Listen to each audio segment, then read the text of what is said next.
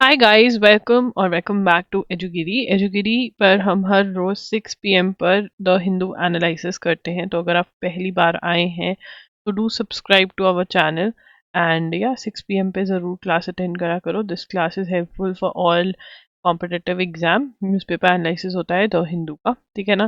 तो चलिए स्टार्ट करते हैं आज का सेशन। आप लोग कैसे हैं? सब बढ़िया? Good evening everyone. चलिए स्टार्ट करेंगे session. Trump wins big in Iowa caucuses, Vivek quits race. अब यहाँ पे फॉर्मर प्रेसिडेंट डोनाल्ड ट्रंप जो है, देखिए 2024 में इंडिया के तो इलेक्शंस होने ही हैं, साथ में towards the end of 2024 USA के भी प्रेसिडेंशियल इलेक्शंस होंगे। मतलब एक नया प्रेसिडेंट जो है वो चुना जाएगा, इलेक्ट किया जाएगा in the USA also, right. तो उसके अंदर जो रेस है वो स्टार्ट हो गई है। डोनाल्ड ट्रंप जो है वो अपने राइवल्स को पीछे, मतलब जो रिपब्लिकन प्रेसिडेंशियल नॉमिनेशन है, तो यहाँ पर जैसे हमारे होता है कि ये प्रेसिडेंट बनेंगे, ये प्रेसिडेंट बनेंगे, इस पार्टी, अगर ये पार्टी जीतते तो ये बनेंगे, पार्टी जीतते तो ये बनेंगे, ठीक है। वो पार्टी से डिसाइड कर लेते हैं, बट वहाँ पे लोग वोट करते हैं। तो पहले पार्टी के बीच में भी वो होता है, मतलब पार्टी के लोगों के बीच में भी नॉमिनेशन चलती है, ठीक है ना। तो रिपब्लिकन्स के, मतलब डोनाल्ड ट्रंप जो है वो ग्रिप बना रहे हैं। इसमें हमें नोट कुछ नहीं करना है, बस ये पता होना चाहिए। Supreme Court on Tuesday Supreme Court on Tuesday stopped the execution of Allahabad High Court decision to appoint a commission to inspect the premises of Shahi Idgah Mosque at Mathura, which the Hindus believe to be the birthplace of Lord Krishna. देखिए, जो Lord Krishna जन्मभूमि dispute है उसकी मैंने detailed video करी थी अपने दूसरे channel लॉगिरी पर, बट मैं वो वीडियो आज ही एजुगिरी पर भी पोस्ट करवा दूंगी और उसका लिंक भी डिस्क्रिप्शन बॉक्स में दे दूंगी। तो अगर आपको ये वाला डिस्प्यूट समझना है तो इसका आपको लिंक मिल जाएगा डिस्क्रिप्शन बॉक्स में। बट अभी के लिए जो बेसिक्स हैं पहले ये नोट कर लेते हैं, फिर मैं आपको बेसिक कॉन्सेप्ट समझा देती हूँ। क्या लिखेंगे? Supreme court stopped the execution stopped the execution of an Allahabad High Court decision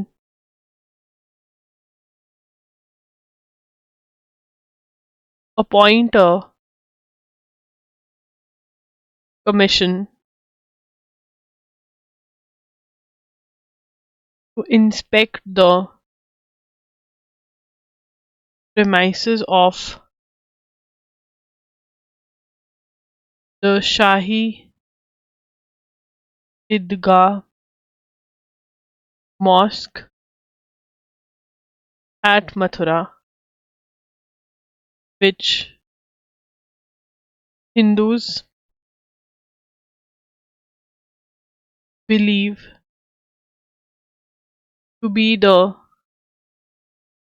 birthplace of Lord Krishna.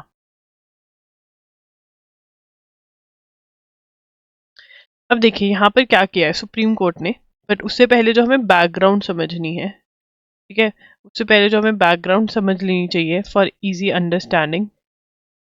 So basically Mathura के अंदर क्या टेम्पल बना हुआ है। तो मथुरा के अंदर एक जगह ऐसी है जहाँ पर मॉस्क बना हुआ है, और ये कहा जाता है कि ये जो मॉस्क है ये कृष्ण, जो लॉर्ड कृष्णा है, उनकी बर्थ प्लेस है, ये वाली प्लेस जो है, ठीक है ना। तो डिस्प्यूट ये है कि ये वाली जो जगह है यहाँ पर टेम्पल हुआ करता था, मॉस्क बना दिया गया, ऐसा सा डिस्प्यूट है यहाँ पर मथुरा का, ठीक है ना। तो यहाँ पे कमीशन अपॉइंट किया गया था प्रीमाइसेस, मतलब ये समझ लीजिए supreme court stop the execution मतलब जो काम हो रहा था, जो ऑर्डर दिया इलाहाबाद हाई कोर्ट ने कहा कि ठीक है आप कमिश्नर अपॉइंट करिए, कमीशन अपॉइंट करिए जो इंस्पेक्ट करके आएगा, जाकर देख कर आएगा कि ऐसा कुछ लगता है कि वहाँ पे पहले टेम्पल हुआ करता था, अब ऐसा है, कुछ ऐसा सा लग रहा है, या जो भी डिस्प्यूट है वो देख कर आएगा। तो वो अब इलाहाबाद हाई कोर्ट के डिसीजन पे स्टॉप लगा दी गई है कि कमीशन नहीं अपॉइंट किया जाएगा ये चेकिंग करने के लिए, ठीक है। तो अब इसके अंदर वो कह रहे हैं कि एप्लीकेशन बहुत ज़्यादा वेग है, मतलब क्लियर कट डिफाइन नहीं है कि क्या चाहते हो। सुप्रीम कोर्ट ने ये रीज़न दिया, बट हाँ जो ये कमीशन का जो इंस्पेक्शन है, जो मथुरा के अंदर जो मॉस्क है और जो कहा जा रहा है कि वो लॉर्ड कृष्णा की बर्थ प्लेस है, उसका इंस्पेक्शन जो है वो रोक दिया गया है। अभी के लिए। ठीक है जी, उसके बाद आगे चलेंगे। यहाँ पर ये बात करें, you have to be very clear और very specific when it comes to, वो कह रहे हैं कि जो एप्लीकेशन है, प्रेयर क्या होती है कि आप क्या चाहते हो, कोर्ट में लीगल टर्म्स में प्रेयर का मतलब क्या होता है कि तुम्हें क्या चाहिए। ठीक है ना, तो यहाँ पर प्रेयर जो है वो वेग थी, मतलब बहुत क्लियरली बताया नहीं गया कि क्या चाहते हो। तो इसलिए ये रिजेक्ट कर दी गई, सुप्रीम कोर्ट ने कहा कि नहीं होगा वो। Iran says it has attacked militant bases in Pakistan, ये बहुत ही इंपॉर्टेंट न्यूज़ है, क्योंकि दोनों मुस्लिम कंट्रीज हैं और दोनों ईरान ने अटैक किया है, तो ये बहुत अलग है। Iran launched attacks, Iran launched attacks in Pakistan targeting targeting militant group Jaish al Adl. ठीक है ना, तो ये इंपॉर्टेंट है, कौन से ग्रुप को, मिलिटेंट ग्रुप जो गवर्नमेंट के अगेंस्ट ही लड़ रहा हो, ठीक है, इसको अटैक किया है। अब ये जो है जैश अल अदल is a Sunni, is a Sunni militant group. देखिए सुन्नी और शिया जो हैं वो दो अलग अलग सब ग्रुप्स हैं मुस्लिम्स में। ठीक है, तो ये वो है, which largely operates across the border in Pakistan. The reports of strike come at a time of heighten, तो ये अटैक हुआ है। ठीक है, ये बहुत ही ज़रूरी है, दिस इज़ इम्पॉर्टेंट। ईरान ने पाकिस्तान में अटैक किया, और कौन से ग्रुप पे अटैक किया है उन्होंने, जो ग्रुप अटैक किया वो है जैश अल अदल। ठीक है, ये एक सुन्नी मिलिटेंट ग्रुप है, it is a Sunni militant group. Important news है ये। उसके बाद आगे चलेंगे यहाँ पर, J&K Lieutenant Governor Manoj Sinha on Tuesday named the Baramulla Stadium after former Chief of Defence Staff General Bipin Rawat and urged the locals to participate in the Jhanda Uncha Rahe Hamara program on the upcoming Republic Day. I want the skies of Baramulla to be filled with the Tiranga tricolor, Mr. Sinha said. Earlier, he paid homage to General Rawat and described him as a brave soldier and military strategist. Mr. Sinha also hinted at urban local panchayat elections. अब यहाँ पर Baramulla stadium जो है, Baramulla stadium, Baramulla stadium in J&K named after former Chief of Defence Staff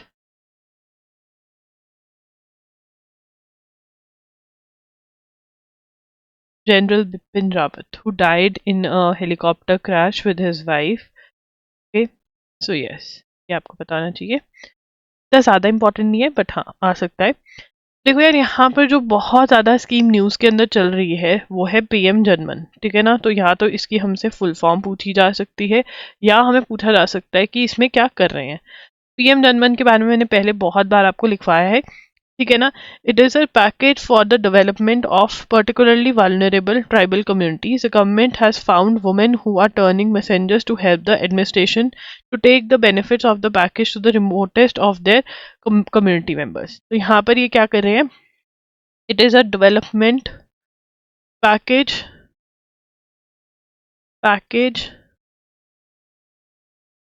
for the development of the PVTGs. Now, what are PVTGs? PVTGs are particularly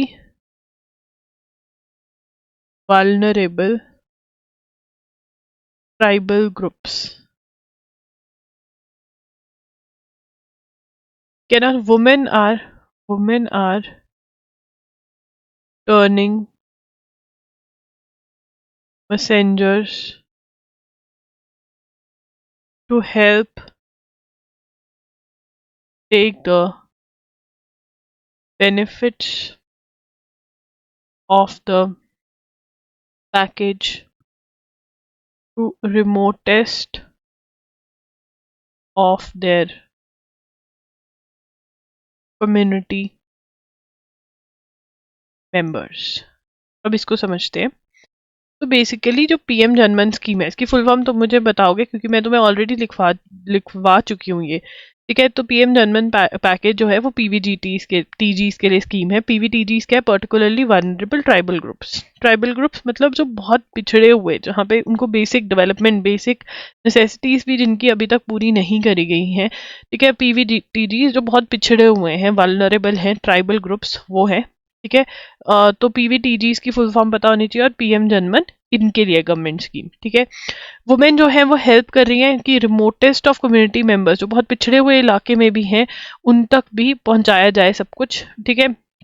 ये बात हो रही है, और इनको जनमन संघी बोल रहे हैं। जनमन संघी, इनको क्या बोल रहे हैं? इन वुमेन को जनमन संघी। यार मैं स्पेलिंग चेक कर लूँ संघी के। जनमन सांगी, वॉलंटियर, संगी नहीं सांगी। ठीक है ना, मतलब वॉलंटियर कर रही है वुमेन, कि लोगों को बता रही है कि अच्छा ये मिल रहा है, जाओ तुम्हें, मतलब गवर्नमेंट ये दे रही है। तो क्योंकि उनकी कम्युनिटी की वुमेन उनको जाके बता रही है, तो उनको विश्वास भी हो रहा है। तो यहाँ पे पीएम जनमन की फुल फॉर्म भी लिखी हुई है, जो कि इम्पॉर्टेंट है। प्लीज ये ध्यान से इसको याद कर लें। पीएम का तो प्रधानमंत्री ही है। ठीक है, इसको मैं याद करवाने की कोशिश करती हूँ। जनजाति, ठीक है ना, जनजाति, आदिवासी, ट्राइबल्स, आदिवासी, न्याय, उनको न्याय मिल रहा है, न्याय महाअभियान। ठीक है। अब क्वेश्चन ये उठता है कि देखो, हमने पीएम जनमन का फुल फॉर्म भी याद कर लिया, हमें पता है ये पीवीजीटीज के लिए है, हमने पीवीजीटीज की फुल फॉर्म भी याद कर ली, हमने ये भी याद कर लिया कि महिलाएं जो हैं वो पहुंचा रही है, उनको क्या नाम दिया जा रहा है। बट अब पीवीजीटीज को ये क्या प्रोवाइड कर रहे हैं? ठीक है ना, इस कैंपेन में क्या प्रोवाइड कर रहे हैं? ऑब्जेक्टिव क्या है इसका, इस गवर्नमेंट स्कीम का? Objective of providing basic facilities, objective of providing basic facilities such as pakka houses, such as pakka houses, power and water connections by focusing on 11 existing interventions of 9 ministries towards। ठीक है ना, तो अभी यहाँ पर basic facilities, यहाँ पर ये लोग क्या प्रोवाइड करना चाहते हैं? बेसिक फैसिलिटीज इनको प्रोवाइड करना चाहते हैं। और सबसे पहला स्टेप क्या लिया है? पक्का हाउसेस, पावर, वाटर कनेक्शन, मतलब बेसिक फैसिलिटीज फुलफिल कर रहे हैं। और जो फर्स्ट स्टेप लिया है, पक्का हाउसेस जो है वो प्रोवाइड करना है इन्होंने, उसके लिए मतलब पैसे निकाल दिए और अब वो स्टार्ट हो जाएंगे। तो बेसिक फैसिलिटीज फुलफिल करेंगे, बहुत इंपॉर्टेंट है, स्टार लगा लीजिए। इसमें से क्वेश्चन एक्सपेक्टेड है, और जब भी ट्राइबल्स के लिए कुछ होता है तो क्वेश्चन एक्सपेक्टेड रहता है। उसके बाद यहाँ पर एडिटोरियल है, supreme court of India on in November 2023 permitted 6 month extension to Delhi chief secretary Naresh Kumar. ठीक है ना। अब देखिए दिल्ली के बारे में, अगर हम उसकी बैकग्राउंड समझें दिल्ली की, तो दिल्ली एक यूटी भी है, मतलब इसके अंदर यूनियन टेरिटरी के फीचर्स भी हैं, और इसके अंदर स्टेट के फीचर्स भी हैं। ठीक है ना। यूटी क्या होती है? अब यूटी जो होती है, जैसे चंडीगढ़ है वो यूटी है। ठीक है, यूटी है, लक्षद्वीप यूटी है। यूटी का मतलब होता है कि वो सेंट्रल गवर्नमेंट की direct control of, under the, एक मिनट इसको आप लिख लो, under the direct control of, under the direct control of central government.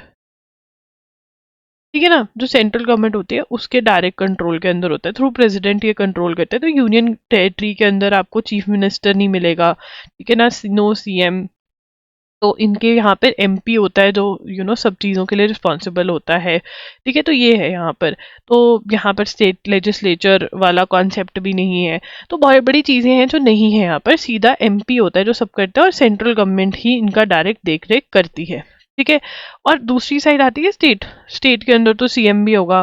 ठीक है, स्टेट के अंदर सारा होता है। अब दिल्ली जो है वो यूटी के फीचर्स भी हैं इसके अंदर, और इसमें स्टेट के फीचर्स में, क्योंकि इसके अंदर चीफ मिनिस्टर भी है, जैसे अरविंद केजरीवाल चीफ मिनिस्टर है, बट ये यूटी भी है, तो इसके अंदर लेफ्टिनेंट गवर्नर भी है। लेफ्टिनेंट गवर्नर जो है उनके पास भी पावर्स है। तो ये दोनों आपस में लड़ पड़ी थी। क्यों लड़ पड़ी थी? इनकी लड़ाई तो होती रहती है, बट अब इस बार ये लड़ पड़ी थी कि सर्विसेज, मतलब जो दिल्ली गवर्नमेंट के ऑफिसर्स हैं, जो दिल्ली गवर्नमेंट के लिए काम कर रहे हैं, वो किसके अंडर आते हैं? वो दिल्ली गवर्नमेंट के अंदर आते हैं, मतलब सीएम की कंट्रोल में रहेंगे, या फिर वो एलजी की कंट्रोल में रहेंगे। तो सुप्रीम कोर्ट ने डिसाइड किया कि दिल्ली गवर्नमेंट कंट्रोल करेगी सर्विसेज को, किसको अपॉइंट करना है, किसको नहीं करना, ट्रांसफर, ये सब दिल्ली गवर्नमेंट करेगी। ठीक है। अब यहाँ पर जो ऑर्डर है वो कह रहे हैं कि दिल्ली, यहाँ पर दिल्ली का चीफ सेक्रेटरी, ठीक है ना, और यहाँ पर इनका एक्सटेंड करा गया 6 मंथ से, और कोर्ट ने अलाउ कर दिया और क्यों अलाउ किया? The court sets out the correct doctrine. अब इसके अंदर एक्सटेंशन जो थी वो एलजी मतलब दिल्ली इंकम्बेंट, इंकम्बेंट का मतलब क्या होता है? जो अभी प्रेजेंट पे है, सर्विंग है। जो इंकम्बेंट का मतलब क्या होता है? सर्विंग। ठीक है, चीफ सेक्रेटरी है, उसके अगेंस्ट करप्शन के चार्जेस है और दिल्ली के चीफ मिनिस्टर ने दिल्ली के लेफ्टिनेंट गवर्नर को लिखा है कि इसको रिमूव कर दिया जाए, जबकि ये लोग जो लेफ्टिनेंट गवर्नर वाली साइड है वो कह रहे हैं कि इनको एक्सटेंशन दी जाए। ठीक है ना, तो यहाँ पे ऑर्डर जो है उसको बहुत ही गुस्सा चढ़ा हुआ है। ऑर्डर कह रहा है कि सुप्रीम कोर्ट खुद ही बोलता है कि सर्विसेज जो है वो दिल्ली गवर्नमेंट देखेगी और फिर एक्सटेंशन भी दे रहा है एलजी के कहने पे, तो दिस इज नॉट राइट। ठीक है ना, यहाँ पे लिखा हुआ है services judgement dated May 11, 2023 which held that under Article 293A of Constitution the elected government of Delhi exercises control over services in Delhi। तो ये भी हम नोट कर लेंगे। ठीक है ना, तो सर्विसेज जजमेंट डेटेड, अगर कोई यहाँ पर CUT PG वाला है लॉ के लिए, या CUT PG जनरल का एग्जाम दे रहे हो और लीगल अवेयरनेस है उसके अंदर, तो प्लीज ये अच्छे से पढ़ लीजिए। Which held that under Article 239AA of the Constitution,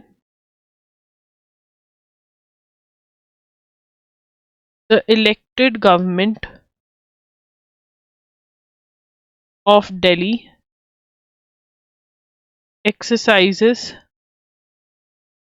control over services in Delhi। ठीक है ना, तो यहाँ पे मैंने तुम्हें बताया ना कि सर्विसेज क्या है, जो ऑफिसर्स है उनको कौन कंट्रोल करेगा, किसको कहाँ पे अपॉइंट करना है, किसकी ट्रांसफर करनी है, बहुत सारी चीजें होती है। वो कौन देखेगा? Elected government. उन्होंने क्या कहा, इसको दोबारा पढ़ते हैं। सर्विसेज जजमेंट डेटेड, सर्विसेज के ऊपर जो जजमेंट आई 2023 के अंदर, उसमें सुप्रीम कोर्ट ने कहा कि under article 239AA of the constitution elected government of Delhi, जो गवर्नमेंट चुनी हुई गवर्नमेंट है उसके पास पावर होगी, क्योंकि एलजी तो नॉमिनेटेड होता है, इलेक्टेड गवर्नमेंट जो लोग जिसको चुनते हैं उसके ऊपर सर्विस वो कंट्रोल करेगी सर्विसेज को। ठीक है, ये हेल्प किया गया था, बट यहाँ पर तो ये लोग करवा रहे हैं। ठीक है ना, इफ द गवर्नमेंट, इसको पढ़ लेते हैं, if the government Indeed control services it's choice must prevail. वो कह रहे हैं कि अगर दिल्ली गवर्नमेंट जो इलेक्टेड गवर्नमेंट है उसका चॉइस चलता तो फिर वो चलेगा। तो सुप्रीम कोर्ट तो अपनी मर्जी के अकॉर्डिंग रूल्स चेंज कर देता है, पहले कुछ बोलता है फिर कुछ को बोलता है। ये जो है इसके अंदर आर्टिकल में बोला हुआ है। ठीक है ना, तो हमें सर्विसेज वाला पॉइंट पता होना चाहिए और ये भी पता होना चाहिए, ये वाला भी लिख लो, ऊपर तो मैंने लिखवाया नहीं। Supreme court of India, supreme court of India in November 2023 permitted 6-month extension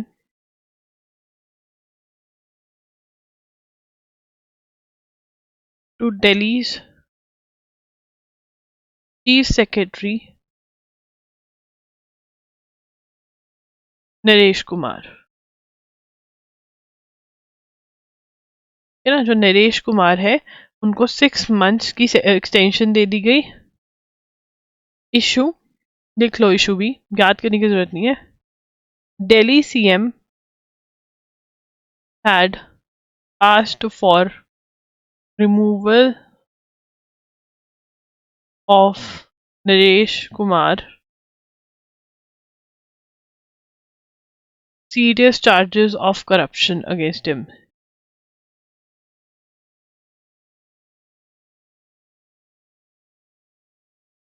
ठीक है ना, तो यहाँ पर ये हमें पता होना चाहिए।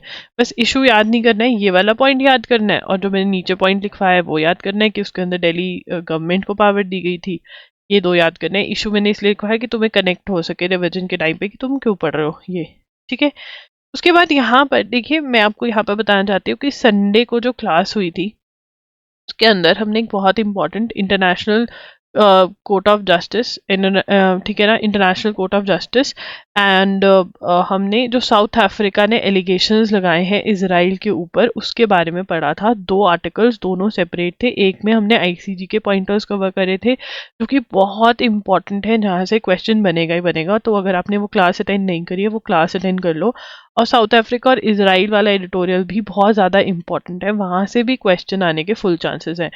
ठीक है ना, क्योंकि इंटरनेशनल कोर्ट ऑफ जस्टिस का वैसे ही क्वेश्चन बहुत आता है, ठीक है, और अब तो ये न्यूज़ में आ रहा है तो इम्पोर्टेंट है। तो संडे की क्लास, ये जो पिछला संडे गया है ना, उसी दिन क्लास ली थी मैंने, तो वो देख लेना। आइए पढ़ते हैं। तो what ever the outcome of preliminary, preliminary मतलब जो स्टार्टिंग वाली हियरिंग है, जो फर्स्ट हियरिंग्स हो रही हैं, जो इंटरनेशनल कोर्ट ऑफ जस्टिस में हो रही है। इंटरनेशनल कोर्ट ऑफ जस्टिस कहाँ पे? हेग में है। जहां पर साउथ अफ्रीका ने क्या किया, साउथ अफ्रीका ने इसराइल पे एलिगेशन लगाया कि जो वो गाजा में कर रहा है वो जेनोसाइड है, मतलब किसी एक कम्युनिटी को बिल्कुल खत्म करने की कोशिश कर रहा है, विच इज नॉट राइट। ठीक है, तो यहाँ पे उन्होंने कहा जैसे अपार्थेड हुआ था कि मतलब ब्लैक्स को खत्म करने की कोशिश की जाती थी, वैसे सा ये यहाँ पर कर रहे हैं। और ये किसको वायलेट करता है? Genocide convention of 1948, a treaty to prevent the sort of holocaust the Jewish people had suffered. जो हिटलर ने जूइश लोगों को किया करा था, उसको प्रिवेंट करने के लिए ये जो ट्रीटी है वो आई थी। ठीक है, तो यहाँ से जो पॉइंटर्स हैं, देखो पहले हमने नोट किया हुआ है कि इंटरनेशनल कोर्ट ऑफ जस्टिस कहाँ पर है, साउथ अफ्रीका ने इसराइल पे क्या एलिगेशंस लगाए हैं। ठीक है, और हम उस दिन हमने जेनोसाइड वाला जो जो कन्वेंशन है इसके बारे में भी लिखा था, बट शायद हमने ये नहीं लिखा था कि ये कन्वेंशन आई क्यों। प्लीज संडे वाली क्लास अगर किसी ने मिस करी है तो वो मिस मत करना, स्पेशली जो ये वाली संडे हुई है, बिकॉज उसके अंदर हमने ये जेनोसाइड वाला ये सारा कवर किया है, और ये क्वेश्चन हर एग्जाम के लिए बहुत ज़्यादा इंपॉर्टेंट है। ठीक है ना, और इस वाले एडिटोरियल में तो दिया भी नहीं हुआ है, बट मैं रिपीट नहीं करूँगी, बिकॉज ऐसे रिपीट करने से तो क्लास ऐसी लंबी होती जाएगी। वहाँ पे बहुत क्लियरली बहुत ईजी वे में मैंने समझाया हुआ है, तो आप संडे वाला लेक्चर जाके, चाहे वही 2 एडिटोरियल्स मैंने एंड ऑफ क्लास में समझाए थे, वो आप देख सकते हैं। ठीक है ना, चलो आइए इतने ये समझ लेते हैं, क्योंकि मुझे लगता है हमने ये वाला पॉइंट कवर नहीं किया था। अब यहाँ पर जेनोसाइड कन्वेंशन ऑफ 1948, देखिए इंटरनेशनल लेवल पे बहुत सारे आपको कन्वेंशंस दिखेंगे। कन्वेंशंस इसलिए होते हैं, लॉज रूल्स एंड रेगुलेशंस आप कह सकते हो। ये 1948 का है, ये इंपॉर्टेंट क्वेश्चन है कि कब का है। ठीक है, अब यहाँ पर ये क्यों आया था ट्रीटी? ये ट्रीटी है टू प्रिवेंट कि ऐसा ना हो हॉलोकास्ट की, जैसे जूस जो थे, हिटलर जो था वो जूस के पीछे पड़ा हुआ था, वो हिटलर जूस को मार रहा था, उनको खत्म करने की कोशिश कर रहा था, कि ऐसा सफाया जो है वो कोई भी किसी और का ना हो, इसलिए ये आया था इन बीइंग। ठीक है, ये आपको पता होना चाहिए। इसराइल विल अबाइड, अब यहाँ पे हमने आईसीजे के पावर्स के बारे में भी उस दिन बात करी थी कि नो डाउट आईसीजे जो कहता है वो फॉलो करना जरूरी है, बट इसका कोई भी इम्प्लीमेंटेशन वो नहीं है कि अगर आप नहीं मानते हो जो आईसीजे कह रहा है तो आपको कोई पनिशमेंट नहीं मिलती। अब यहाँ पे ऑर्डर जो एग्जाम्पल दे रहा है वो दे रहा है रशिया की। ठीक है ना, रशिया का जो प्रेसिडेंट है व्लादिमीर पुतिन, उनके अगेंस्ट अरेस्ट वारंट्स जारी करे हुए हैं आईसीजे ने, बट वो नहीं मान रहे। वो क्यों? कहाँ मतलब आराम से वो मार रहा है, चिल मार रहा है। ठीक है ना, तो वो मतलब कंट्रीज इसकी बात ही मानती है आईसीजे की, कभी बहुत बार। जैसे रशिया के प्रेसिडेंट जो है अरेस्ट वारंट क्यों इशू हो रखा है? क्योंकि यूक्रेन के अंदर वॉर क्राइम्स हुए हैं। देखिए जब भी एक वॉर चलती है तो वॉर के भी रूल्स एंड रेगुलेशंस होते हैं। आप मिलिट्री को बहुत कुछ कर सकते हो, उसमें भी एक लिमिट तक कर सकते हो, बट आप जो सिविलियंस है, मतलब जो आर्मी से रिलेटेड लोग नहीं है, उनको कुछ नहीं कह सकते हो। बट इनके ऊपर इल्जाम है कि रशिया वालों ने जो सिविलियंस है उनके साथ भी बहुत कुछ किया है, और जो मिलिट्री वाले लोग हैं उनके साथ भी एक लेवल तक कर सकते हैं, उसके बियॉन्ड ये लोग गए तो रूल्स जो है इन्होंने ब्रेक करे हैं, तो वॉर क्राइम्स करे हैं यूक्रेन में, जिसके लिए रशिया के प्रेसिडेंट रिस्पॉन्सिबल है, तो अरेस्ट वारंट इशू किए गए हैं। अब इसी चीज से रिलेटेड मैं आपको एक और बात भी बताना चाहती हूँ कि जो रशिया के प्रेसिडेंट हैं उन्होंने ब्रिक्स की समिट भी अटेंड की करी। तो ब्रिक्स की समिट क्या है? ब्रिक्स एक इंटरनेशनल ऑर्गेनाइजेशन है जिसके अंदर है ब्राजील, ठीक है, जिसके अंदर है रशिया, जिसके अंदर है इंडिया, जिसके अंदर है चाइना, और जिसके अंदर है साउथ अफ्रीका। ठीक है ना, तो अब ये जो समिट है ये साउथ अफ्रीका जोहान्सबर्ग में हुई थी। ठीक है, अब साउथ अफ्रीका जो है वो मेंबर है आईसीजे का, वो तो आपको पता चली ही गया, क्योंकि अभी साउथ अफ्रीका ने कंप्लेंट करी है। तो अगर रशिया के प्रेसिडेंट जो है वो साउथ अफ्रीका जाते तो इनको अरेस्ट होना पड़ता, तो इसलिए ये लोग गए नहीं। रशिया के जो प्रेसिडेंट है वो उन्होंने नहीं अटेंड करा साउथ अफ्रीका में जो ब्रिक्स की समिट हुई है। ठीक है ना, तो और एक और पॉइंट जो आईसीजे से रिलेटेड है वो है अर्मेनिया का। अर्मेनिया जो है वो न्यू मेंबर बना है आईसीजे का। ठीक है ना, आपको ये भी पता होना चाहिए, ये क्वेश्चंस जो है ऐसे आ सकते हैं आईसीजे से रिलेटेड, तो प्लीज संडे वाला कवर कर लेना, बाकी सारा आपको वहां पे मिल जाएगा। अब ताइवान में इलेक्शंस हुए थे, तो पढ़ लेते हैं democratic progressive parties victory in Taiwan. तो यहाँ पे हम हेडिंग देंगे Taiwan presidential elections.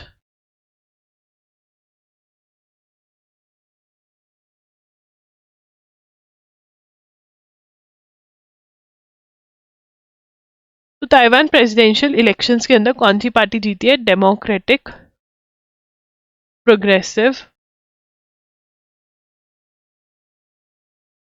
Party, that is DPP, है ना। अब यहाँ पर for a third consecutive term reflects a vote for continuity from the 14 million voters, most of whom favor a maintenance of fragile status quo in relations with China.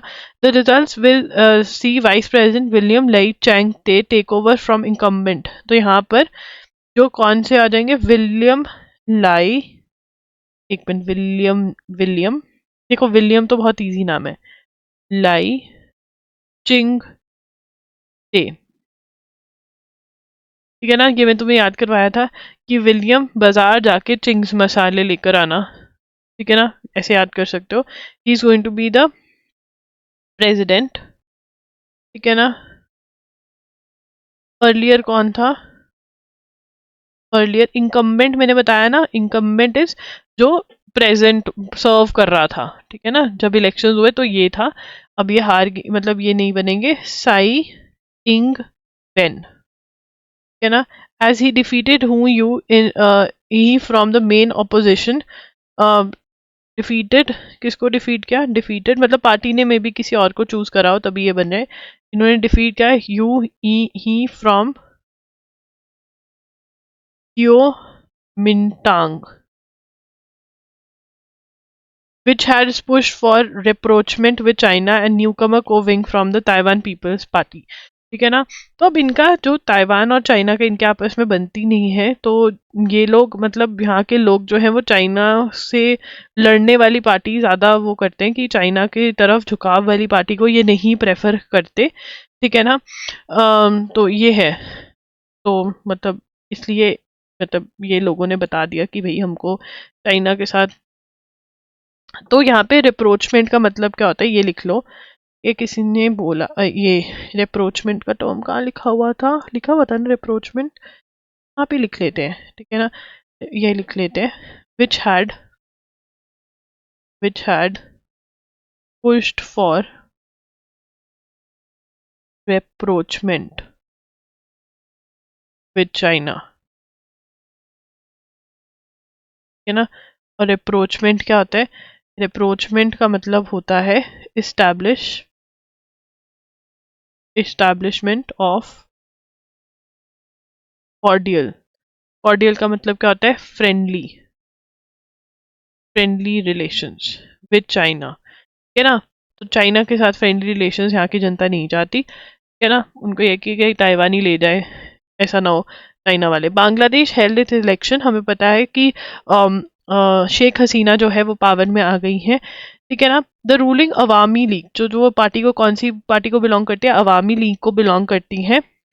Allies का मतलब क्या होता है, फ्रेंड्स, दोस्त, सेम ग्रुप के, ठीक है ना। तो यहाँ पे बांग्लादेश में जो बांग्लादेश नेशनलिस्ट पार्टी है जो कि मेन ऑपोजिशन है, जैसे मेन ऑपोजिशन क्या होती है, जैसे बीजेपी पावर में है तो कांग्रेस मेन ऑपोजिशन बनती है, मतलब मेन पार्टीज जो है, अगर अब इलेक्शन हो रहे हैं बीजेपी पावर में है, ठीक है, कांग्रेस कह दे कि हम नहीं इलेक्शन लड़ेंगे क्योंकि फ्री एंड फेयर इलेक्शन नहीं हो रहे हैं, ठीक है, ऐसा सा हुआ वहाँ पे। बांग्लादेश नेशनलिस्ट पार्टी जो है उन्होंने इलेक्शंस को बायकॉट कर दिया, तो आपको इस पार्टी का नाम पता होना जरूरी है, ठीक है। जो इनके लीडर हैं खालिदा जिया जो है वो इम्प्रिजनमेंट, मतलब जेल में है करप्शन चार्जेस पे, ठीक है। तो यहाँ पर भी हेल्थ, अब यहाँ पे ये क्या चाहते थे कि न्यूट्रल केयरटेकर गवर्नमेंट बने और उनके अंडर इलेक्शंस हो। एलिगेशंस ये है कि फ्री एंड फेयर इलेक्शंस नहीं हुए, चीटिंग हुई है, ठीक है, तो इसलिए इन्होंने बायकॉट ही कर दिया कि हमेशा ऐसा होता है, हम तो इलेक्शंस लड़ेंगे ही नहीं, ठीक है, और वो दूसरी वाली जीत गई। अब यहाँ पे पीवीआर पे इल्ज़ाम लगा, पीवीआर जहाँ पे तुम पॉपकॉर्न और मूवी देखने जाते हो, यस, इनके ऊपर इल्ज़ाम लगा कि ये जो बड़े बड़े मीडिया हाउसेस हैं ना, उनकी ही फिल्म्स जो हैं पीवीआर चलाता है और खुद भी इन्वॉल्व होता है प्रोडक्शन और इस सब में, ठीक है। तो कंपटीशन कमीशन ऑफ इंडिया ने रिजेक्ट कर दिया, तो यहाँ पे सॉरी फॉर द बर्प, यहाँ पे हम लिखेंगे कंपटीशन कमीशन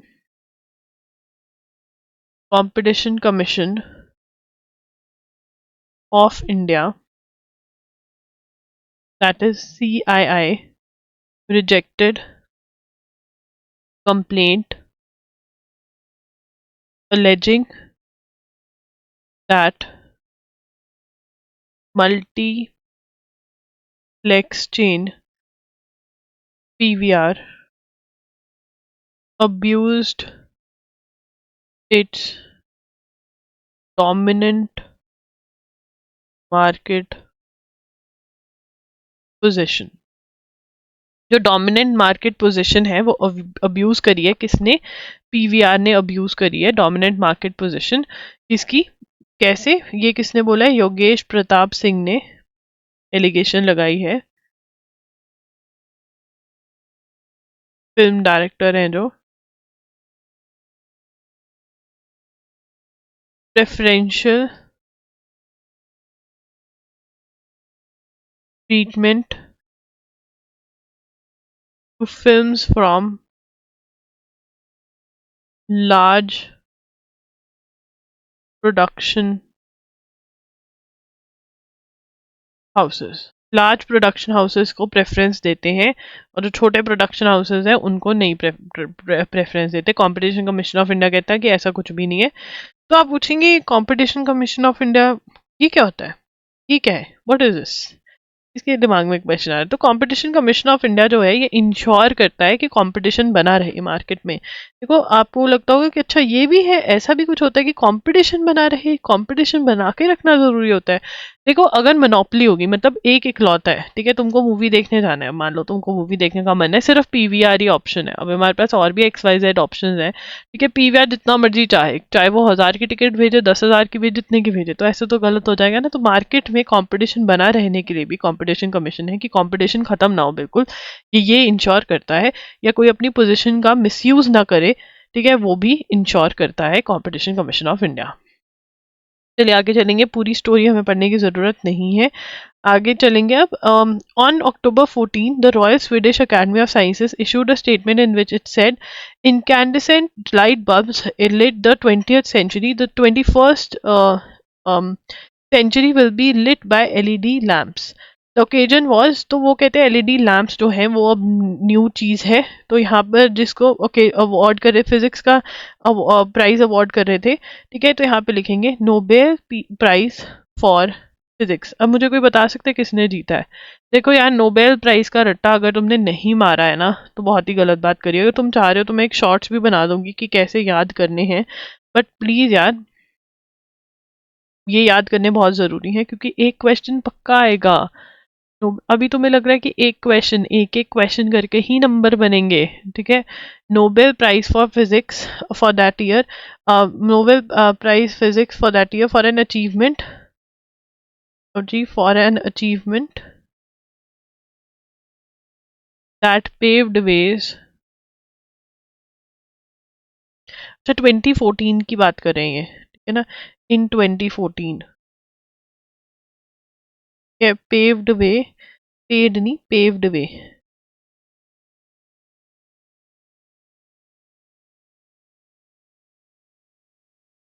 और लाइट emitting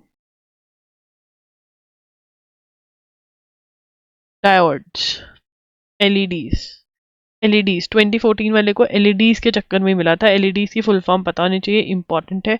और क्लैट वाले सिर्फ यहाँ पे लिख लो ओनली क्लैट, उनको पता होना चाहिए कि डायोड्स क्या होता है।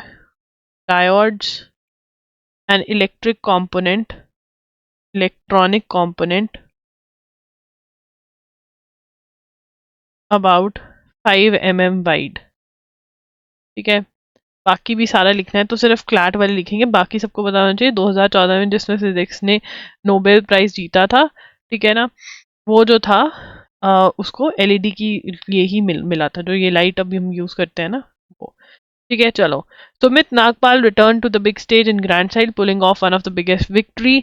तो अब यहाँ पे आपको पता होना चाहिए कि सुमित नागपाल जो है वो किससे रिलेटेड है, कौन सी गेम से रिलेटेड है? वो टेनिस से रिलेटेड है। किससे रिलेटेड है? टेनिस से रिलेटेड है। किससे रिलेटेड है? टेनिस से रिलेटेड है। दिस इज इम्पॉर्टेंट, ठीक है जी। चलिए आगे चलेंगे। OpenAI not to allow AI for political campaigning lobbying in elections, ये बहुत ही इंपॉर्टेंट है। OpenAI will not allow AI to be used for political campaigning,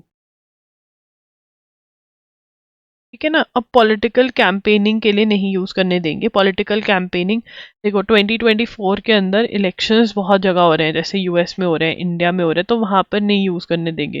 पता चला किसी ने वीडियो बना दी, राहुल गांधी ये कह रहे हैं, मोदी ये कह रहे हैं, तो फिर तो मतलब उसके अंदर तो बड़ा डीप फेक्स हो जाएंगे ना, जिसमें वीडियो एडिटिंग वगैरह कर लेते, तो इसलिए सॉरी, इसलिए ये लोग अलाउ नहीं कर रहे एआई का यूज पॉलिटिकल कैंपेनिंग में। उसके बाद यहाँ पे India has announced the acquisition of 5 lithium blocks in Argentina. है ना, इंडिया काबिल कंपनी कौन सी है, काबिल, इंडिया काबिल has acquired 5 lithium blocks in Argentina. अब इंडिया में भी लिथियम कहाँ पे मिला है, जेएनके के अंदर मिला है, ठीक है, लिथियम। अब लिथियम इतना इंपॉर्टेंट क्यों है, ये सबसे पहले काबिल की फुल फॉर्म लिख लेते हैं कंपनी की। काबिल इज वाणिज्य विदेश इंडिया लिमिटेड, ठीक है ना, operating under ministry of mines, signed an agreement with Argentina's state owned Catamarca Minera by Energetica Sociedad del Estado, by god ये क्लैड वाले पूछ सकते हैं, कैमियन, ठीक है। अब यहाँ पर फोर्थ पॉइंट, काबिल which has obtained exploration, exploration मतलब ढूंढेगी कि अगर मिल जाए, और अगर मिल गया तो ये लोग निकाल भी सकते हैं। काबिल has obtained exploration and exclusivity rights for the blocks। क्या ऑब्टेन करा है, काबिल ने ऑब्टेन किया है exploration and exclusivity rights, explore कर सकते हैं। will start exploration development of 5 lithium brine blocks upon discovery, exploitation rights for commercial production have also been granted on discovery, upon लिख लो चलो, upon discovery exploitation rights for commercial production have also been granted। तो मतलब क्या है, सबसे पहले काबिल जो है उसको अर्जेंटीना में 5 लिथियम ब्लॉक्स जो हैं उसके एक्सप्लोरेशन की राइट्स भी मिली है, और एक्सप्लॉयटेशन की, एक्सप्लोरेशन मतलब ढूंढो कि यहाँ पे लिथियम है या नहीं, लग तो रहा है या नहीं है, और अगर मिल गया तो एक्सप्लॉयटेशन की, कि मतलब तुम निकाल के उसको बेच सकते हो, कमर्शियल बिजनेस कर सकते हो, बेच सकते हो उसको, ये भी राइट्स मिला है कहाँ पर, अर्जेंटीना में। जो काबिल है उसका नाम क्या है, खाइनिज विदेश India limited, operating under ministry of mines. Ministry of mines जो है उसके अंदर ये ऑपरेट करती है, ठीक है, तो ये इंपॉर्टेंट है, ठीक है। तो हमें 5 थाने ऐसी मिली हैं काबिल को, ठीक है। उसके बाद यहाँ पर एंड में लिथियम का इतना ज़्यादा इंपॉर्टेंस क्यों है, लिथियम इतना वैल्यू क्यों रखता है, ये समझते हैं। तो लिथियम जो है, lithium requirements amounting to about 24 crore are met through imports, ठीक है। In India lithium requirements are met through imports from China। ये चाइना से ले रहे हो, चाइना से तो हम कतई नहीं लेना चाहते, तो अगर हम अर्जेंटीना में हमें मिल जाएगा तो बहुत बढ़िया हो जाएगा। अब लिथियम को और क्या बुलाया जाता है, ऑफ्टन कॉल्ड वाइट गोल्ड, क्या बोला जाता है इसको, वाइट गोल्ड, सोना, ठीक है। लिथियम इज की टू, क्यों ऐसा क्यों बोला जाता है? Lithium is key to green transition and is used in energy storage solutions, batteries for mobile phones and in EVs. EVs में भी यूज करा जाता है।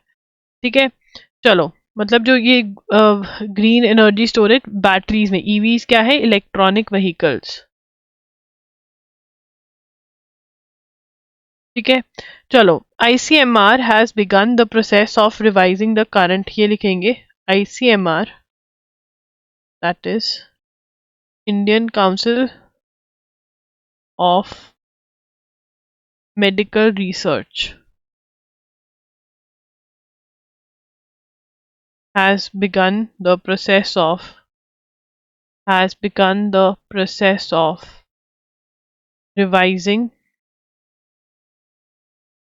the current national essential diagnostics list, NEDL। ठीक है, नाउ अब हमें ICMR, ठीक है, ये तो मेडिकल और इस रिसर्च से रिलेट करता है। NEDL national section diagnostics list, diagnostic list जो टेस्ट होते हैं, ठीक है ना। अब डॉक्टर के पास जाकर उसको यहाँ पे दर्द दबकेगा, चलो ये टेस्ट करवा के आओ, है ना। ठीक है, तो यहाँ पर first list was released in first list was released in 2019, 2019 में पहली लिस्ट जो है वो रिलीज हुई। ठीक है, अब NEDL क्या है? NEDL lists the essential and most basic tests that should be available at various levels of healthcare facilities in the country, including at the village level, in sub-health centers, health and wellness centers, and primary health centers। तो ये basically क्या कह रहे हैं? NEDL क्या है? Essential और most basic test जो कहाँ पर इसेंशियल और मोस्ट बेसिक टेस्ट जो हैं, ठीक है, essential and most basic test जो भी अवेलेबल होंगे various level of health care, चाहे गांव में भी हेल्थ केयर सेंटर है, ठीक है ना, फैसिलिटीज इन विलेज लेवल, सब हेल्थ सेंटर्स जो कहीं पे भी हैं उनमें प्राइमरी हेल्थ केयर सेंटर्स में ये टेस्ट होंगे, तो वो टेस्ट की लिस्ट है। ठीक है, इन 2018 WHO ने बोला था, तो इन विट्रो डायग्नोस्टिक IVI जो रिप्रोडक्शन वगैरह के हैं वो भी मतलब लेबोरेटरी वो टेस्ट होने चाहिए। ICMR then released India's first which made component system. The inclusion of diagnostic was based on careful consideration of disease burden data, man power, ये सब कुछ को देख के ICMR डिफाइंड एसेंशियल डायग्नोस्टिक्स दोस। अब ICMR एसेंशियल किसको बोलता है? तो ये हमारा बनेगा थर्ड पॉइंट बनेगा। तो ICMR डिफाइंड, यहाँ पे ICMR defined essential diagnostic tests as those satisfy the priority healthcare needs of the population and are selected with due regard to disease prevalence and public health relevance, evidence of efficacy and accuracy, and comparative cost effectiveness. अब यहाँ पे ये बता रहे हैं कि जो ये लिस्ट आईसीएमआर प्रोवाइड करता है किस किस के बेसिस पे होता है कि पॉपुलेशन की कौन सी प्रायोरिटी पे हेल्थ केयर चाहिए, कि कौन सी टेस्ट जो है मतलब लोगों को वो नीड है, ठीक है ना, need of the population due regard to disease prevalence. किसी एरिया में एक डिजीज जो होती है वो बहुत ज़्यादा होती है, दूसरे में वो नहीं होती है, ठीक है ना। तो वो डाटा को ये दिमाग में रखते हुए ये जो लिस्ट है ये प्रिपेयर कर जाती है। You should have a documented use necessity, ये सब जो है ये सब देखा जाता है। तो हमें यहाँ पर देखो ये वाला पॉइंट रीड मारो, ठीक है ना, रीडिंग ही मारनी है इसकी। क्लैट के अंदर यहाँ से क्वेश्चन आ सकता है ज़्यादा, बाकी सब रीड मार लेना, क्लैट वाले रट लेना, ठीक है ना। NEDL जो है ये क्या करेगी, ये इंपॉर्टेंट है, इसका आपको बेसिक पता होना चाहिए, हर कोई भी एग्जाम दे रहा है, ठीक है। Sorry for the burp. ये जो फर्स्ट पॉइंट है कि कब आई थी फर्स्ट लिस्ट, ये भी इंपॉर्टेंट है, और ICMR दोबारा से लिस्ट लेकर आ रही है, ये भी इंपॉर्टेंट है। समझ में आ गया, ठीक है। चलिए आगे चलेंगे। Home ministry, union home ministry ने, अब ये अगेन वेरी वेरी इंपॉर्टेंट, ऐसा क्वेश्चन जो पहले किसका कैंसिल हुआ है वो PYQ में आ चुका है, तो ये 100% पक्का क्वेश्चन है, ठीक है, हलवा क्वेश्चन है, यहीं पे याद करके चले जाओ, पेपर में आएगा तो फिर मुझे याद करोगे, ठीक है। Union home ministry has cancelled the foreign contribution regulation act, that is FCRA registration of Center for Policy Research, CPR, जो क्या है, is a leading public policy research institution in new Delhi. अब इसको समझते हैं, आओ इसको समझे। यूनियन होम मिनिस्ट्री, समझते हुए क्वेश्चन भी, किसने कैंसिल किया, यूनियन होम मिनिस्ट्री ने कैंसिल किया, ठीक है ना। क्या कैंसिल किया, cancel the registration under FCRA। तो क्या हुआ अगर कैंसिल होगी, अभी क्या होगा, चलेगी नहीं चलेगी तो सही। FCRA क्या होता है, कौन बताएगा इन द चैट सेक्शन, ये मैं पहले क्लियर कर चुकी हूँ बहुत बार। जो FCRA होता है इसको पढ़ो, फॉरेन कंट्रीब्यूशन रेगुलेशन एक्ट, बाहर से कुछ आ रहा है कंट्रीब्यूशन, उसका रेगुलेशन एक्ट। तो FCRA क्या है, जितने भी NGOs हैं, है ना, उनको चैरिटी आती है बाहर से, डोनेशन आती है, चैरिटी डोनेशन कुछ भी बोल लो, ठीक है ना। अगर वो फॉरेन कंट्री से आ रही है ना, वो बाहर से किसी फॉरेन कंट्री से आ रही है, इंडिया के बाहर से आ रही है, तो उनके पास FCRA रजिस्ट्रेशन होना चाहिए, ठीक है, मतलब अलाउड होना चाहिए उनको। FCRA रजिस्ट्रेशन है तो मतलब अलाउड है कि तुम फॉरेन से फंड ले सकते हो, ठीक है। अब फॉरेन कंट्री से फंड ऐसे क्यों नहीं अलाउड, पैसा तो आ रहा है, आने दो, तुम्हें क्या दिक्कत है। तुम सरकार से पूछोगे, सरकार कह रही है कि ये टेररिज्म के लिए ना यूज हो रहा हो, किसी रॉन्ग पर्पसेस के लिए ना यूज हो रहा हो, तो मुझे इसके ऊपर नजर रखनी पड़ेगी। तो कुछ FCRA के अंदर रजिस्ट्रेशन के बाद कुछ रिक्वायरमेंट्स होती हैं जो आपको पैसा लेने के लिए फुलफिल करनी पड़ती हैं। तो अब अगर आप के रजिस्ट्रेशन है तभी आप पैसा ले सकते हो, फॉरेन कंट्री के डोनेशन ले सकते हो, नहीं तो आप फॉरेन कंट्री से जो डोनेशन चैरिटी है, NGO जो है वो नहीं ले सकता अगर FCRA की रजिस्ट्रेशन नहीं है। तो इसका मतलब ये हुआ कि यूनियन होम मिनिस्ट्री ने जो रजिस्ट्रेशन खत्म कर दी है सेंटर फॉर पॉलिसी रिसर्च की, वो चल सकता है, बट वो चैरिटी नहीं ले सकता बाहर से। ठीक है। अब सीपीआर क्या है, ये न्यू दिल्ली के अंदर है, पब्लिक पॉलिसी रिसर्च, मतलब डिफरेंट पॉलिसीज पे रिसर्च करता है, ऐसा हो रहा है, ऐसा कर देना चाहिए, ये सब करता है। ठीक है ना। तो ministry has suspended the registration which enabled CPR to received which enabled on the ministry has suspended the registration which enabled the CPR to receive foreign funds on it. The suspension on grounds of violation was initially but was extended. The think tank is learned to have received cancellation order. तो बीच में दोबारा start कर दिया था but अब यहाँ पे cancellation कर दिया गया है. The Home Ministry website said the registration grounds of violation. One of reasons cited is that the institute published reports on current affair programs. तो यहाँ पर होम मिनिस्ट्री क्या कह रही है, पॉइंट लिख सकते हैं. होम मिनिस्ट्री cancelled registration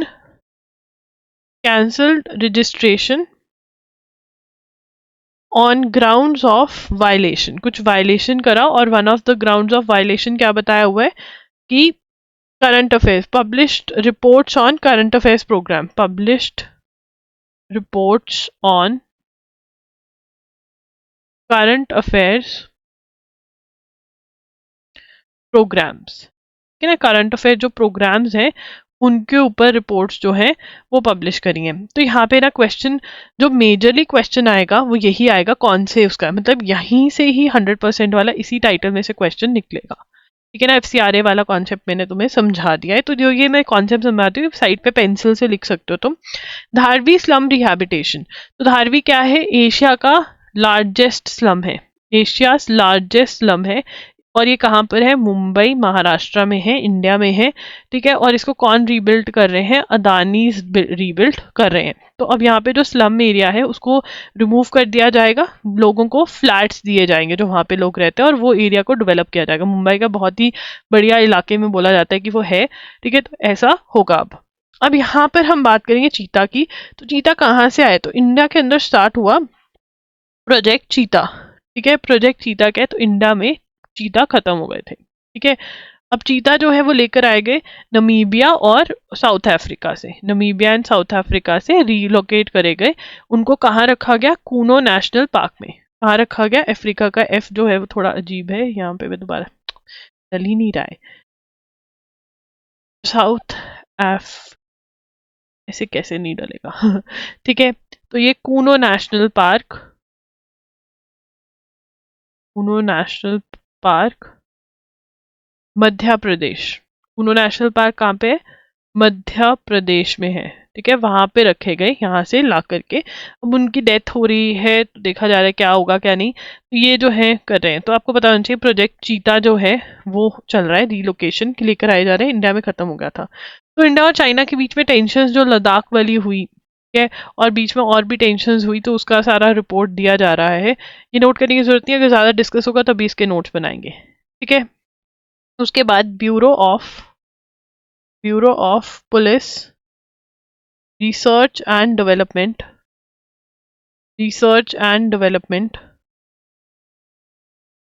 मतलब BPRD क्या प्रिपेयर किया, has prepared crash courses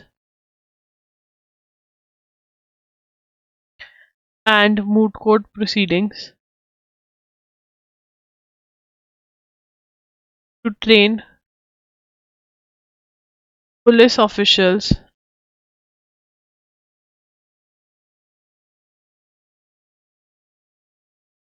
across across the country in implementing. Title बहुत लंबा हो गया ना, चलो अभी ध्यान रखेंगे आगे से कि टाइटल इतना लंबा ना हो. implementing the 3 criminal laws that were passed by parliament. अब यहाँ पर क्या बोल रहे हैं देखो. सबसे पहले 3 न्यू लॉज आए हैं. ठीक है. Criminal laws. ठीक है ना. तो नए लॉज आए हैं तो पुलिस को तो ट्रेन करना पड़ेगा ना, उसके लिए कौन, bureau of police research and development new laws की ट्रेनिंग जो है वो देगा। क्रैश कोर्स लेकर आए, मूट कोर्ट प्रोसीडिंग्स मतलब कोर्ट प्रोसीडिंग्स, ठीक है ना, कैसे होती हैं वैसे करवाई जाएंगी, बट ये मूट कोर्ट होगा। मूट कोर्ट मतलब एक्चुअल प्रोसीडिंग्स नहीं होगी, कोर्ट जैसा होगा बट एक्चुअल कोर्ट प्रोसीडिंग्स नहीं। तो पुलिस ऑफिशियल्स को ट्रेन करेंगे कि नए वाले लॉज क्या हैं, उनको वो पढ़ाए जाएंगे, ठीक है ना। तो नए लॉज अभी नोटिफाई नहीं करे गए हैं, मतलब अभी एप्लीकेबल नहीं हुए, पहले इनको ट्रेन कर दे फिर एप्लीकेबल होंगे। बीपीआरडी फंक्शंस अंडर, अब जो बीपीआरडी जिसने ये क्रैश कोर्सेज बनाए हैं वो किसके अंडर फंक्शन करती है, functions under union home ministry, ठीक है। तो यहाँ पे सबसे इंपॉर्टेंट क्वेश्चन यही बनेगा कि ये जो क्रैश कोर्सेज हैं ये किसने बनाए हैं, या फिर ये बीपीआरडी की फुल फॉर्म क्या है, या बीपीआरडी किसके अंडर आती है, ठीक है। This is very important question. तो टाइटल क्या है, course titled sensitization of new criminal laws, ठीक है। अब यहाँ पर उसके बाद आगे चलेंगे, यही चीजें हैं। ये कोई इतने ज्यादा नोट्स भी नहीं होते वैसे, तुम लोग ऐसे डर जाते हो। चलिए इससे पहले मैं ये वाली बात करूं, आपको बता दूं loggery.in पर हमारे पास बहुत कुछ अवेलेबल है, जैसे करंट अफेयर्स के हमारे पास लेक्चर्स अवेलेबल है। तो जैसे मंथली मैगजीन होती है वैसे ये मंथली वीडियो लेक्चर्स अवेलेबल हैं। मंथली वीडियो लेक्चर्स में आपको ऑब्वियसली जैसा मैं बोल रही हूँ वीडियोस तो मिलेंगी ही मिलेंगी, जिसमें मैं नोट से पढ़ाती हूँ, ठीक है ना। क्लासेस होंगी, आपकी रिकॉर्डेड लेक्चर्स हैं जिनको आप कभी भी चाहे रात दिन कभी भी आपको टाइम लगे वैसे आप देख सकते हो, इसलिए ये रिकॉर्डेड रखी गई है, मैंने ही समझाई है। इसमें पॉइंटर फॉर्मेट में मेरे नोट्स हैं, ठीक है ना, जिसमें जो ज़रूरी है वो कवर किया गया है, जितनी बैकग्राउंड इंपॉर्टेंट है वो कवर करी गई है, ठीक है ना। और इसके साथ ही आपको जिन नोट्स में मैं पढ़ा रही हूँ वो आपको डिजी नोट्स के फॉर्म में अवेलेबल हो जाएंगे, ठीक है ना।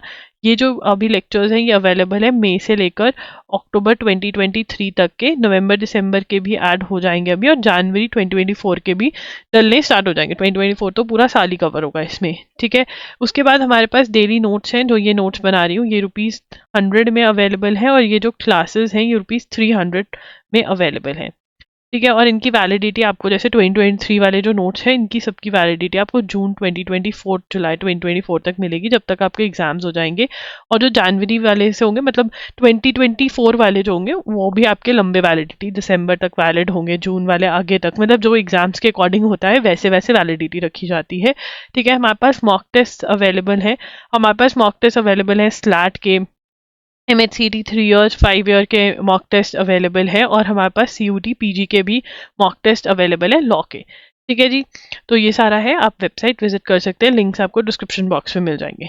चलिए डिस्कस करते हैं अब महाराष्ट्र के बारे में, जिसके बारे में हमने पहले भी डिस्कस किया बट आज कुछ और चीज़ें हैं, ठीक है ना। अब यहाँ पर लिख लेते हैं Maharashtra assembly speaker, Maharashtra assembly speaker करके स्पेलिंग गलत लिखी मैंने, speaker refuse to disqualify 40 MLAs of the Eknath Shinde faction after recognizing it as the real Shiv Sena.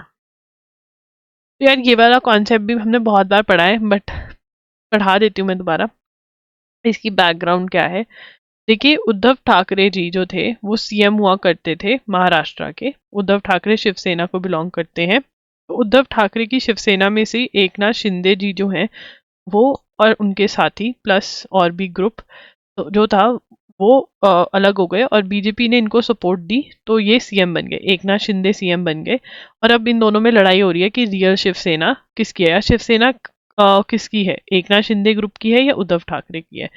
तो यहाँ पे स्पीकर को डिसाइड करना था, उन्होंने कहा कि एकनाथ शिंदे फैक्शनिस्ट ग्रुप का है, रियल शिवसेना वो है। और विप क्या होती है कि वोट कैसे करना है वो बताया जाता है कि आपको यह वाला बिल होगा ये वोट करना है, मानना पड़ता है सबको कि हाँ ऐसा वोट होगा, यस बोलना है नो बोलना है, तो ये मानना पड़ता है पार्टी जिस पार्टी का आप पार्ट हो, ठीक है ना। तो ये जो है विप भी अब एकनाथ शिंदे की ही चलेगी। एंटी डिफेक्शन लॉज के बारे में हमने बात किया हुआ है, बट यहाँ पर 10th शेड्यूल के एक ऐसे पार्ट के बारे में बात करी गई है जिसके बारे में हमने नहीं बात करी है, ठीक है ना। तो 10th शेड्यूल जो कि एंटी डिफेक्शन लॉ के बारे में बात करता है, एंटी डिफेक्शन लॉ। चलिए अब मैं एंटी डिफेक्शन लॉ को बहुत ही छोटे उसमें समझाऊंगी पहले, क्योंकि इसके बिना हम आगे नहीं चल सकते। तो देखिए यहाँ पर सबसे पहले विप क्या होती है। A whip is a member of the legislature party in a house who is appointed as such by the respective political party. The political party is the entire organisation of party including legislature. ठीक है, तो whip होते हैं, एक person होता है जो बताता है कि येस बोलना है इस बिल पे या नो बोलना है, ठीक है ना। और अगर कोई उल्टा कर दे तो ये गलत है, आप पार्टी के अगेंस्ट नहीं जा सकते हो बिल्स वगैरह में। ये विप होती है। अब 10th शेड्यूल एंटी डिफेक्शन की बात करता है, तो एंटी डिफेक्शन है क्या। तो यहाँ पर सबसे पहले समझेंगे, देखिए डिफेक्शन क्या होती है ना। सबसे पहले समझेंगे डिफेक्शन क्या होती है। डिफेक्शन है, ठीक है, मान लो अमन ने इलेक्शंस लड़े कांग्रेस की तरफ से, ठीक है ना। कांग्रेस की तरफ से इलेक्शंस लगे, वो जीत गया, ही वन, ठीक है। अब वो एमएलए बन गया, स्टेट लेजिस्लेचर का मेंबर बन गया जीत कर इलेक्शंस, ठीक है ना। अब कांग्रेस वाले के पास बीजेपी वाले गए, बीजेपी वाले कहते हैं ऐसा करो, तुम बीजेपी ज्वाइन कर लो, ठीक है ना। अमन कहता है ठीक है मैं कर लेता हूँ, ठीक है ना। अब ये जो चेंजिंग ऑफ पार्टीज, मतलब जब elected members of one party elected होने चाहिए, ऐसे कोई एरा गैरा नुथुकरन जो इलेक्टेड मेंबर्स हैं, जब वो एक पार्टी से दूसरी पार्टी में जाते हैं तो उसको डिफेक्शन बोला जाता है। इस चीज को डिफेक्शन बोला जाता है, मतलब जब इलेक्टेड मेंबर्स अपनी पार्टी चेंज करते हैं तो उस चीज को डिफेक्शन बोला जाता है। अब डिफेक्शन बहुत ज्यादा होने लग गई थी, तो 10th शेड्यूल के अंदर एंटी डिफेक्शन की बात होने हुई, ठीक है ना, कॉन्स्टिट्यूशन में, कि कैसे इसको रोका जाए। तो एंटी डिफेक्शन में उन्होंने कहा कि हाँ अगर कोई ऐसे पार्टी चेंज करता है तो एंटी डिफेक्शन मानी जाएगी, और क्या हो जाएगा, डिस्क्वालिफिकेशन हो जाएगी, मतलब उसको निकाल दिया जाएगा लेजिस्लेचर में से, ठीक है। वो दोबारा से इलेक्शन लड़ सकता है, उसमें कोई दिक्कत नहीं, बट एक बार के लिए उसको निकाल दिया जाएगा। बट उन्होंने फिर ये भी बोला 10th शेड्यूल के अंदर ही, कि अगर एक पर्टिकुलर नंबर ऑफ मेंबर्स जो हैं, ठीक है ना, जो कि हैं, मैं भूल जाती हूँ एक बार मैं चेक कर लूँ, भूलती नहीं हूँ मैं, मतलब मैं थोड़ा ऊपर नीचे ना कर जाऊँ, ठीक है। अगर 1/3 ऑफ द मेंबर्स जो हैं, वो कहते हैं अगर 1/3 ऑफ द मेंबर्स जो हैं, अगर वो दूसरी पार्टी, मतलब अगर वन पार्टी के 1/3 ऑफ मेंबर जो है वो दूसरी पार्टी में चले जाते हैं, ठीक है ना, तो वो कहते हैं कि ठीक है 1/3 members of legislature party free second merger of the party with 2/3 में भी 1/3 नहीं था, सॉरी मैं गलत बोला, बट अगर 2/3 members of one political party, 2/3 members of one political party if they join another political party, तो वो कहते हैं कि ठीक है, मतलब इतने सारे जा रहे हैं तो कुछ सही कर रहे होंगे, ऐसे आप याद कर सकते हो। तो डिफेक्शन नहीं मानी जाती और डिस्क्वालिफिकेशन नहीं होती है, ठीक है। बट उससे कम अगर जाते हैं तो ऐसा कुछ होता है, तो वो डिफेक्शन मानी जाती है और डिस्क्वालिफिकेशन हो जाती है। तो यहाँ पे 10th schedule originally provided for 2 exceptions, मतलब 10th शेड्यूल जो डिफेक्शन के बारे में बात करता है और कहता है कि डिस्क्वालिफिकेशन हो जाएगी, वो बताता है कि कब कब डिस्क्वालिफिकेशन नहीं हो सकती। तो उसके अंदर वो दो दो एक्सेप्शंस देता था कि कब नहीं होगी डिस्क्वालिफिकेशन, ठीक है। First is 1/3 members of legislature party splitting to form a separate group, ठीक है। तो ये हम लिख लेते हैं, ठीक है। यहाँ पर चलिए लिख लेते हैं, तो यहाँ पर है 10th schedule originally provided, 10th schedule originally provided for 2 exceptions for defection is not leading to disqualification। और वो दो क्या है, सबसे पहली जो है, सबसे पहली जो है 1/3 members of the legislature party splitting to form a separate group, no more there, ये लिख लो अभी, है ना। और जो सेकंड है merger of their political party with another party approved by 2/3 members। ये अभी भी है, बट ये जो है was removed in 2003। ठीक है ना, कि सेपरेट ग्रुप नहीं बना सकते। क्या कह रहे हैं यहाँ पे, इसको दोबारा पढ़ेंगे। 1/3 members of the legislature party splitting to form a separate group. वो सेपरेट ग्रुप बना रहे हैं, नहीं बना सकते। अगर वो मर्ज कर रहे हैं, they are merging, merger of one political party with another political party, वो अलाउड है। बट अगर वो मर्ज कर रहे हैं वो अलाउड है, सेपरेट ग्रुप जो बनाना है वो अलाउड नहीं है। ठीक है ना, दूसरी पार्टी है, मतलब बीजेपी जो वाले जो है उसके अंदर कोई एनसीपी वाले जो हैं वो इकट्ठे होकर मिक्स हो गए, वो सही है। पर ये नहीं एनसीपी वाले अलग से होके बैठ जाएं और बोले हम रियल वाले हैं, वो अलाउड ही नहीं है, जो कि महाराष्ट्र के केस में हुआ है। और जो उनके स्पीकर ने है वो कहा है कि नहीं, डिफेक्शन नहीं हुआ है, तो ये कह रहे हैं कि कोर्ट में जाना पड़ेगा और वहां पर यही चीज जो है वो कंसिडर की जाएगी। आपको इतना ही पता होना चाहिए, इससे ज्यादा नहीं पता होना चाहिए। मैं डिटेल में नहीं लेके जा रही हूँ, जितना मैंने ये पढ़ाया उतना भी एक स्टेप अहेड ही है, कि ताकि आप पीछे ना रहो, कि अगर एग्जाम में पूछ लिया जाए तो आपको पता हो। ठीक है ना, तो loggery.in पर जा सकते हो, वहाँ पे करंट अफेयर्स के आपको मंथली वीडियो लेक्चर्स मिल जाएंगे। ठीक है, जिसमें आपको क्लासेस मिल जाती हैं, एक्सप्लेनेशन पॉइंटर फॉर्मेट के अंदर ही आपको चीज़ें समझाई जाती हैं। ठीक है, डिजी नोट्स जो हैं वो मिलते हैं, मई से अक्टूबर तक के अभी तक अवेलेबल हैं। उसके बाद डेली नोट्स जो है ₹100 के अवेलेबल है। ठीक है, एंड मॉक टेस्ट जो है स्लैट MHCT ये सब। ठीक है, अगर आप हमें सपोर्ट करना चाहते हैं फाइनेंशियली इस चैनल को, then you can buy these, अगर कुछ भी आप बाय नहीं कर रहे हैं। जनवरी के जो MCQs हैं वो बहुत जल्द डल जाएंगे, तो उनको ज़रूर सॉल्व कर लेना, उससे आपकी प्रैक्टिस होगी। और जो जान के MCQs जिन पे मैं वर्क कर रही हूँ, उनका सबसे बेस्ट पार्ट ये है कि वो न्यूज़पेपर बेस्ड तो होंगे ही, मतलब उसमें द हिंदू बेस्ड न्यूज़ तो है ही है जो आप पढ़ रहे हो। ठीक है, बट उसके अंदर जो तुम्हारा डर था ना कि अगर अदर सोर्सेज का हम क्या करें, अगर अदर सोर्सेज से हमारा पेपर आ गया तो हम तो ये हो जाएगा वो हो जाएगा। मैं वैसे भी अभी भी यही कहती हूँ कि द हिंदू मोस्ट इंपॉर्टेंट है, इसको अच्छे से कवर करो। बट यहाँ पे मैंने MCQs में तुम्हारे अदर सोर्सेज भी कवर करवा दिए हैं।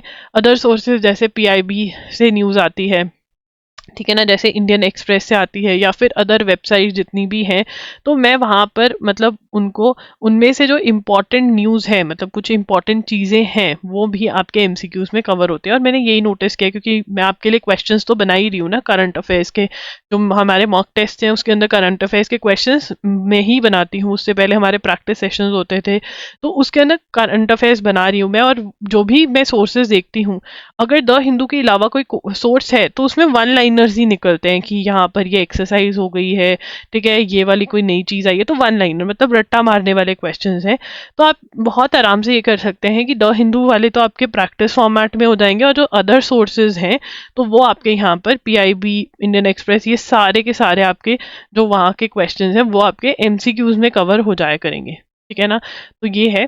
और अच्छे खासे नंबर ऑफ क्वेश्चंस मिलेंगे जिनकी आपकी प्रैक्टिस भी हो जाया करेगी। तो अगर आप चाहते हो कि मैं अभी डाल दूँ, ताकि जैसे 15 जैन तक के अभी डल जाएंगे, और फिर 16 से लेकर 30 को जो है वो आपके फेब के फर्स्ट वीक में डलेंगे। ठीक है ना, तो वो आप कर सकते हो, तो वो आप मुझे बता सकते हो, फिर मैं वो क्वेश्चंस डलवा दूंगी, क्योंकि 1 to 15 हमने प्रिपेयर कर लिए हैं क्वेश्चंस।